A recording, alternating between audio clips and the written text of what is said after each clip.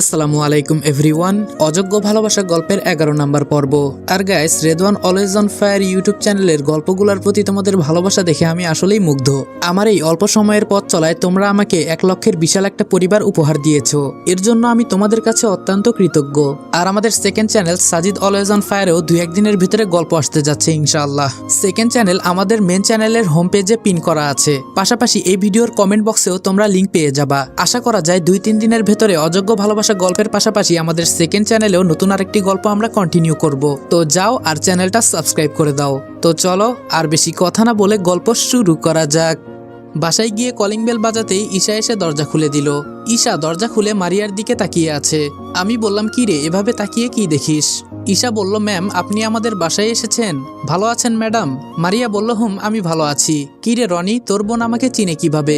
আমি বললাম, হাসপাতালে দেখেছে, আর তুই যে মন্ত্রীর একমাত্র সেক্রেটারি সেটাও জানে। মারিয়া বলল, ওহ, আর তোমার আমাকে ম্যাম বলতে হবে না, আপু বলতে পারো।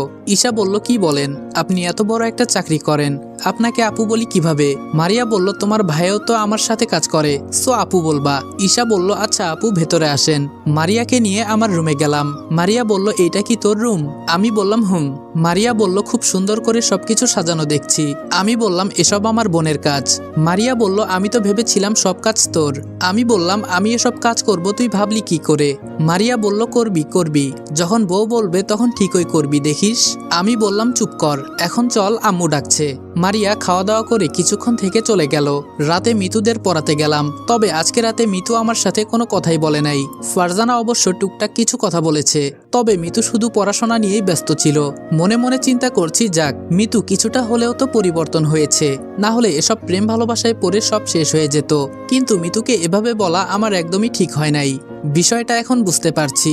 আমি তো তিশা ম্যামকে ভালোবাসি, আর ম্যামের জন্য কতটা কষ্ট হচ্ছে সেটা শুধু আমি বুঝতে পারছি। ঠিক তেমনই মিতুরও হয়তো একই কষ্ট হচ্ছে। ওদের কষ্ট হয়তো কয়েকদিন থেকে চলে যাবে।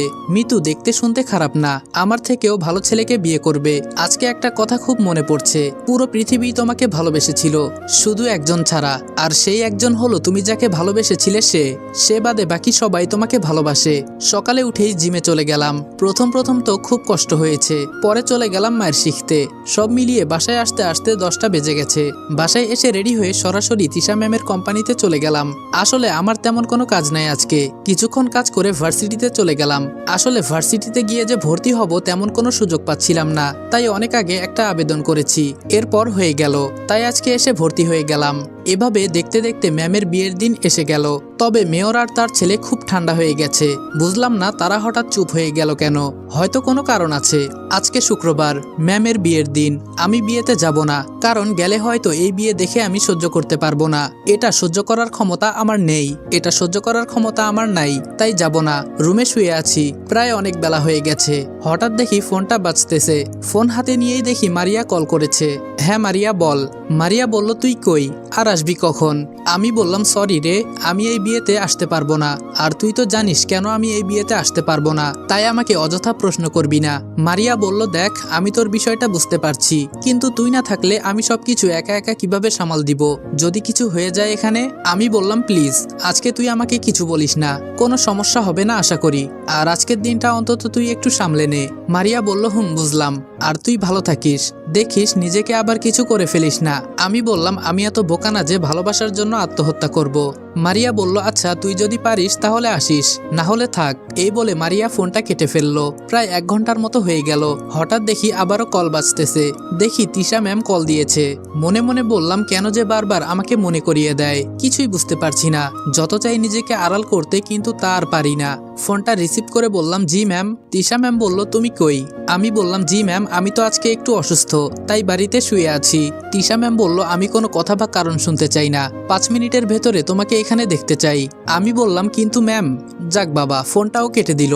তাড়াতাড়ি রেডি হয়ে একটা রিক্সা নিয়ে ম্যামের বাসায় চলে গেলাম। তবে বাসাটা শুধু ভেতরেই সাজানো হয়েছে, বাহিরে না। মারিয়া বলল, কি রে রনি, তুই যে বলেছিলি আসবি না, তাহলে আসলি কেন? আমি বললাম, এসেছি কি আর সাধে, আমার ক্রাশের বিয়ে কি আমি না দেখে থাকতে পারি? মারিয়া বলল, এভাবে রেগে গেলি কেন? আমি কি রাগের কথা বলেছি তোকে? আমি বললাম, ধুর, তোর সাথে এখন কথা বলতে পারবো না, দেখি সর, কি কাজ আছে কাজ করি। মারিয়া বলল, এতক্ষণ কাজ করেছি আমি, এখন তুই কর। আমি বললাম, কাজ করলে মানুষ মানুষ মারা যায় না, তোর মতো আমি এত অলস না। কাজ করলে কাজ আমাকে বাবা ডাকবে, আমি কোন কারণে কাজকে বাবা ডাকবো? গ্রাম অঞ্চলের মানুষ আমরা, দেখ কি করি। এই বলে কাজ করতে লাগলাম। বিকাল পেরিয়ে 3টা বেজে গেল, কিন্তু বরের আসার কোনো খবর নাই। হঠাৎ দেখি আন্টি কান্না করছে। আমরা দৌড়ে আন্টির কাছে গিয়ে বললাম, কি হয়েছে আন্টি? আন্টি বললেন, আমার বোনকে আর বোনের ছেলেকে কারা জানি কিডন্যাপ করে হুমকি দিয়েছে। বলেছে এই বিয়ে করলে নাকি ছেলেকে মেরে ফেলবে, আর এই ভয়ে আমার বোন এই বিয়ে বাতিল করেছে। আমাকে উল্টাপাল্টা কথাও বলেছে। কোনোদিন আমি এসব কারো কাছ থেকে শুনিনি, তবুও আমার কোনো আপত্তি নেই, কিন্তু তাও আমার মেয়েটাকে বিয়ে দিতে পারলাম না। আঙ্কেল বললেন, যা হয়েছে সব তোমার জন্য, এখন আমার মেয়ের জন্য তোমার আর চিন্তা করতে হবে না। আমার মেয়েকে আমি বিয়ে দিব, আর তুমি এখন এই ভুলের মাসুল দাও, আরো নিজের পছন্দ মতো মেয়েকে বিয়ে দিও। আমি বললাম, আঙ্কেল যা হবার হয়ে গেছে, এখন এসব চিন্তা করে লাভ নাই। তিশা ম্যাম এই কথা শুনে উপরে চলে গেল, আর মারিয়াও পেছনে পেছনে গেল। আমি আঙ্কেল আর আন্টিকে একটু বুঝিয়ে বডিগার্ডের কাছে গেলাম।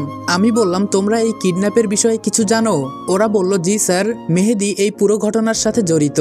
মেহেদি তার বাবার বুদ্ধি মতে বরকে কিডন্যাপ করেছে, আর বলেছে এই মেয়ের সাথে কিভাবে বিয়ে হয় তা আমি দেখব। আমি বললাম, বুঝতে পারলাম, আর তোমার কাজে আমি খুশি হলাম। এভাবে লেগে থাকো, আর আমি তোমাদের বেতন বাড়ানোর জন্য বলবো। হঠাৎ দেখি পেছনে আঙ্কেল দাঁড়িয়ে আছে।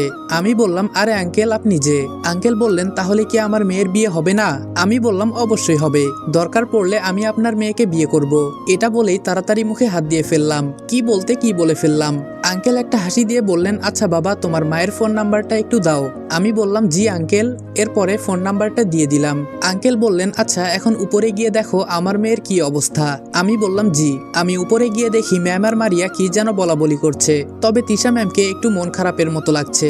মারিয়া বলল, কিছু জানতে পারলি রনি, কেন এমন হয়েছে?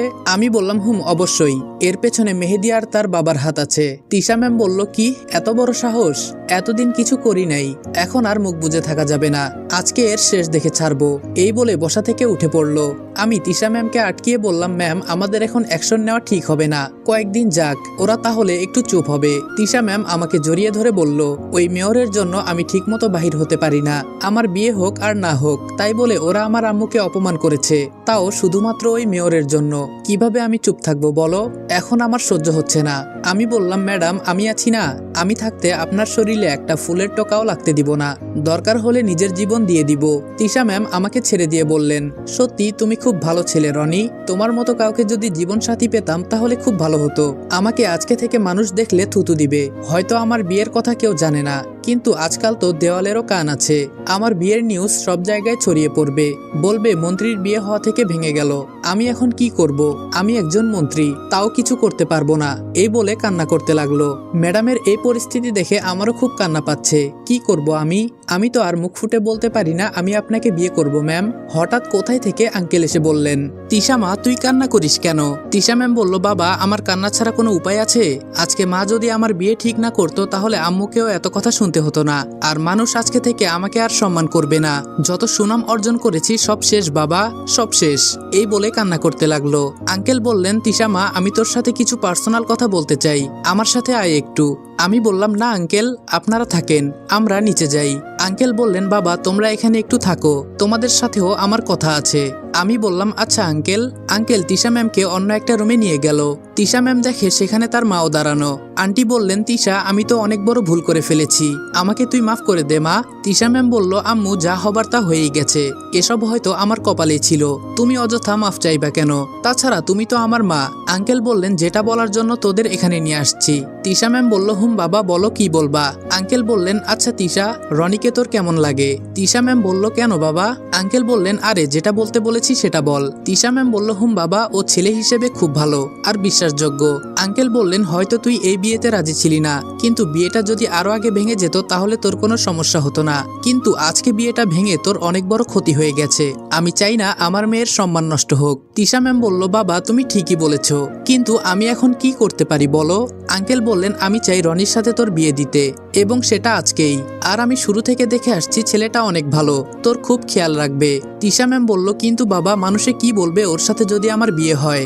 আঙ্কেল বললেন, মানুষ কি তোকে সুখ এনে দিতে পারবে? হতে পারে ছেলেটা গরিব, কিন্তু একটা বিষয় খেয়াল করে দেখিস, ও তোর জন্য সবকিছু করতে পারে, আর বড় কথা হলো ও মানুষ আমরাও মানুষ, এখানে ধনী গরিবের ভেদাভেদ করিস না।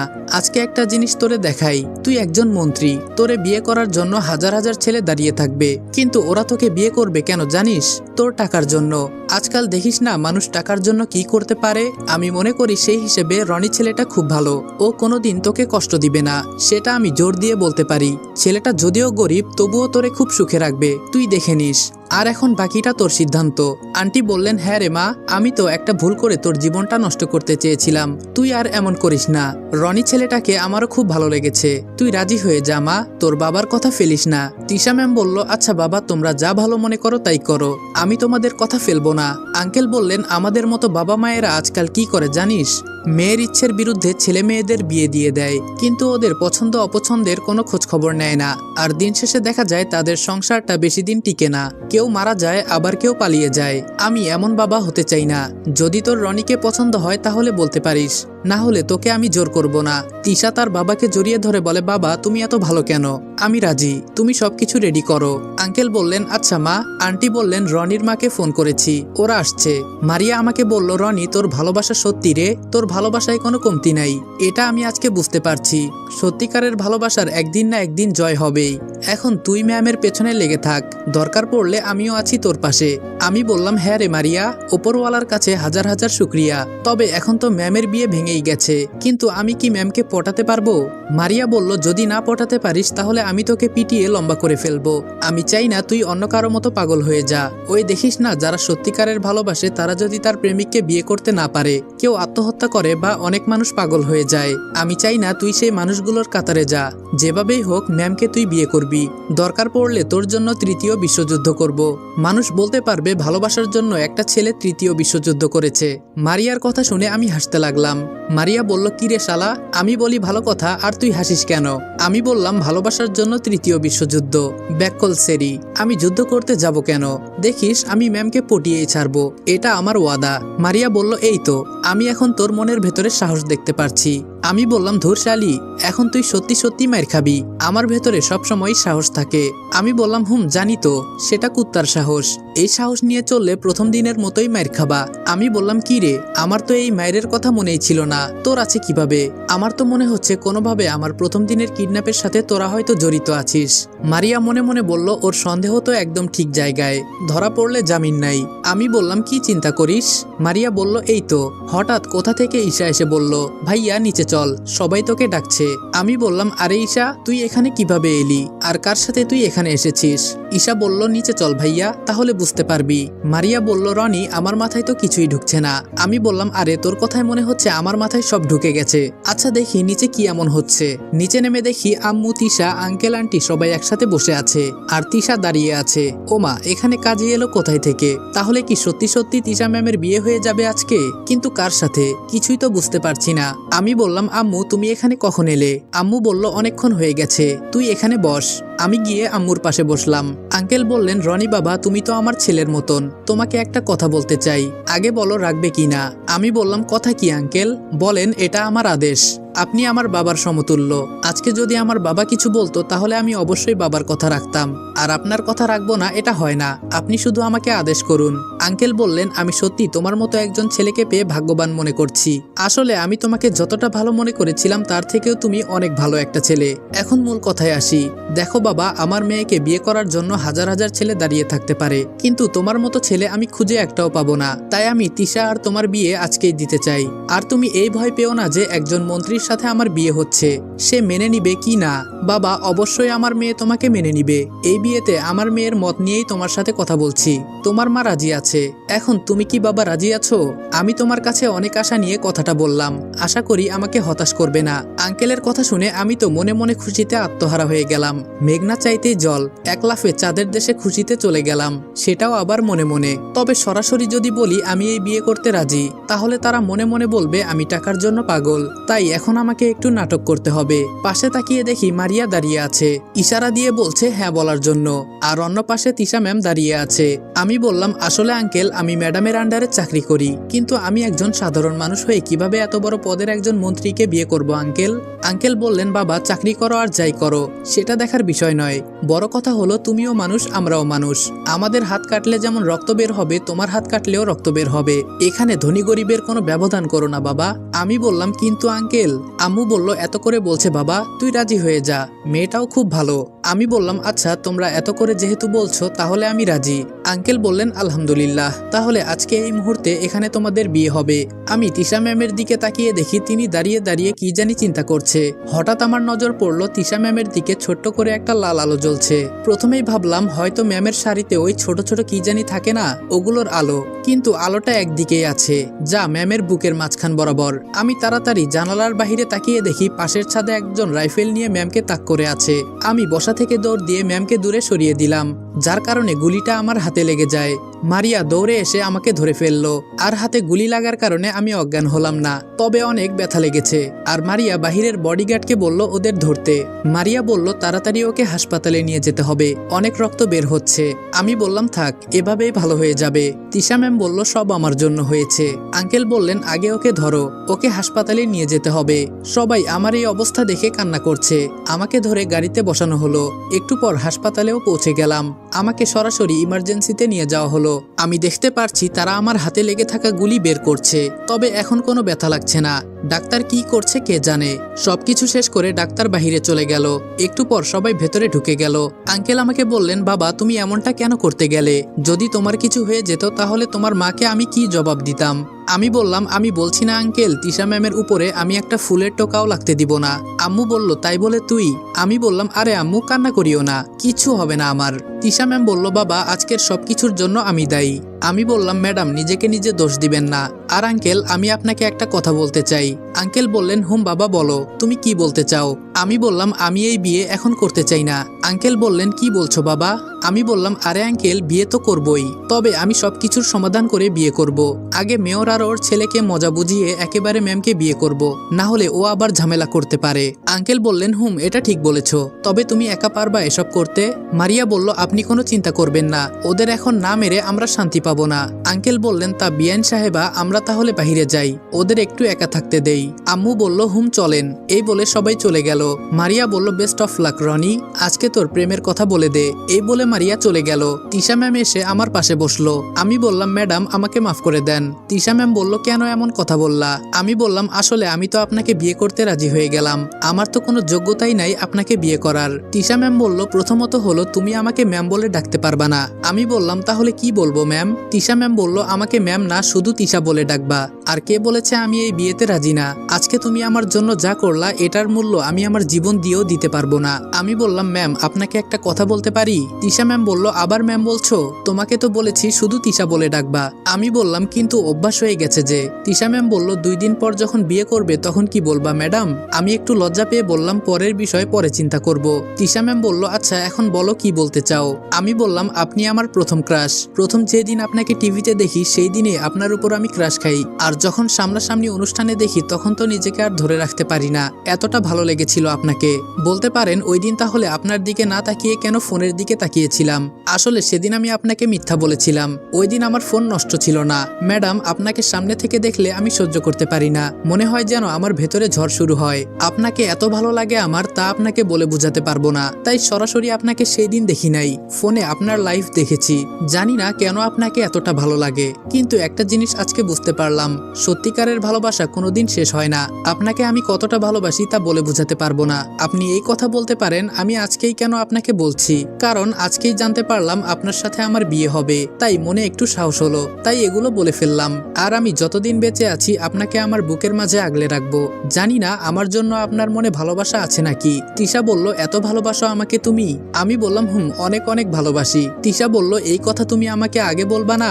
আমি বললাম সবকিছু সবসময় বলা যায় না ম্যাম। তিশা বলল রনি তোমাকে একটা কথা বলি আমি বললাম জি অবশ্যই। তিশা বলল ভালোবাসা জিনিসটা বড়ই অদ্ভুত, কেউ পায় কেউ আবার হারিয়ে ফেলে। আমি হয়তো আমার সত্যিকারের ভালোবাসা পেয়েছি, কিন্তু সবকিছুর জন্য মনে একটা ফিলিংস দরকার হয়, আমারটা হয়তো এখনো হয়নি। তবে তুমি আমার পাশে এভাবে ভালোবেসে গেলে হয়তো হয়ে যেতে পারে, তবে তুমি কিছু মনে করিও না, খুব শীঘ্রই আমিও তোমাকে ভালোবেসে ফেলবো, যদি তুমি আমার পাশে থাকো। থাকবে তো আমার পাশে?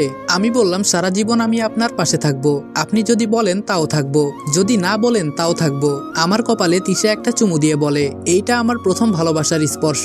আমি বললাম তিশা। তিশা আমার দিকে তাকিয়ে বলল, তোমার মুখে আমার নামটা আজকে প্রথম শুনে খুব ভালো লাগলো। আমি বললাম, আপনার হাতে কি আমি একটা চুমু দিতে পারি? তিশা বলল, নিজের বউয়ের কাছে থেকে কি অনুমতি নেওয়া লাগে? আমি বললাম, এখনো হয় নাই, আগে আমার বউ হয়ে দেখো, তারপর তোমার কাছ থেকে কোনো অনুমতি নিব না। তিশা বলল, তাই নাকি স্যার? আমি বললাম, তাই। তবে তুমি খুব তাড়াতাড়ি আমার প্রেমে পড়বে, এইটা আমি শিওর। তিশা বলল, তা তো দেখাই যাবে, কেমন ভালোবাসতে পারো আমাকে। আমি বললাম, এমন ভালোবাসবো, এমন ভালোবাসবো, যা দেখে তুমি নিজেও আফসোস করবে। তিশা আমার কথাটা শুনে খুশি হলো। আমি তিশার হাত ধরতেই মারিয়া একটা কাশি দিল। আমি বললাম, আরে মারিয়া, এখানে আয় তুই।